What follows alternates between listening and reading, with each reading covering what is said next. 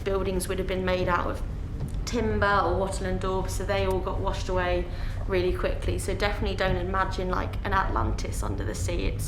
It's all gone, and people that do dive, they dive more to explore. So this bit of land then became a sandbank under the sea, so it's not visible, but it is there, and it does make sailing quite difficult, so lots gets caught on that bank. Particularly there was a shipwreck that we don't know exactly which ship it was, so it's just called the Dunwich bank wreck, and there were lots of dives in the 80s and 90s to explore it, and that's where this cannon is from. Given the history of Dunwich, it's the type of place that inspires lots of storytelling, and it's got its own kind of like supernatural folklore. But some of the things they say about Dunwich, like I've already mentioned, is one of them is that you hear the bells tolling under the sea. So other people say it's nonsense. It depends on what you believe, and like things like spectral sheep and cows.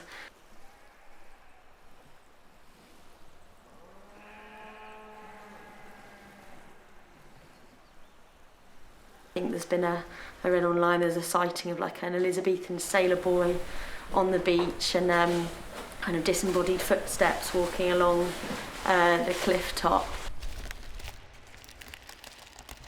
Another sighting people have had, so there's the famous black shuck, who's the black dog that haunts Suffolk, but also like Norfolk claims a black dog as well, and Essex and the Fens. There's lots of stories, different folklore. Some people say if you see the dog, then you'll die, or he'll haunt you or chase you down. But there's been a couple sightings of black shuck around.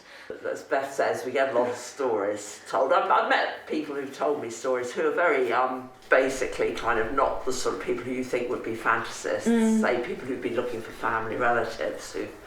I've heard a really good story about how they were looking at the family grave, and as they were looking at it, an old man with a little pony cart drove past on the lane, and he was wearing a smock and a straw hat, and he waved at them, and they just it was they felt it was very uncanny, and the hair stood up on their head, and they ran out to the road to see if they could see where he'd gone, and they saw no sign of him at all, so they really felt like it was their great-great-grandfather or something whose grave they were looking at. So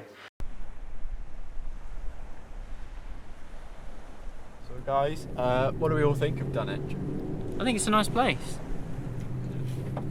Well, we've just been, obviously. Yeah. And heading out, I think I'm gonna miss the quiet, if you know what I mean. Yeah.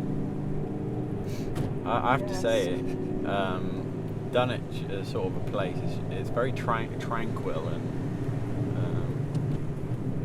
I don't think you could ever imagine there being a town here, personally. No, I get what you mean. You wouldn't think this little place used to be one of the biggest ports in England. Yeah. It's a weird contrast, but you have to say that there were 5,000 people, and that back in the 1200s, that was a massive population. Because true, I mean, obviously population now it's ridiculous. Ipswich is what? 150 or something, yeah. thousand. It's mental. I mean, obviously inflation, population. It's made this place seem like it was just a small town, when really at the time it would have been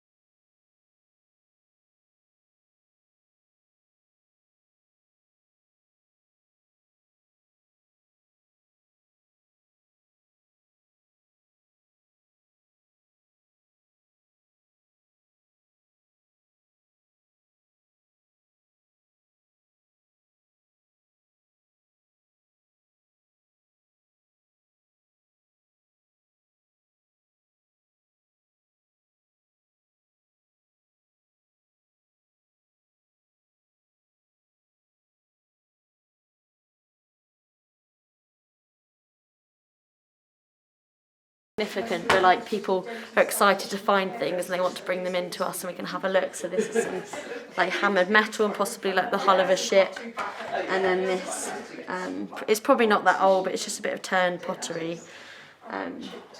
Yeah, but it's quite nice to like encourage especially kids that come in to feel like they're like archaeologists or historians going out and finding bits and bobs. So yeah, but yeah, sometimes people do find fossils, like we get mammoth bone and ancient rhino bone brought into us. So yeah, if you go on the beach and you find some bone, if it's really dark brown, it's almost like wood, then it's fossilised. If it's pale, then it's much more recent. Yeah.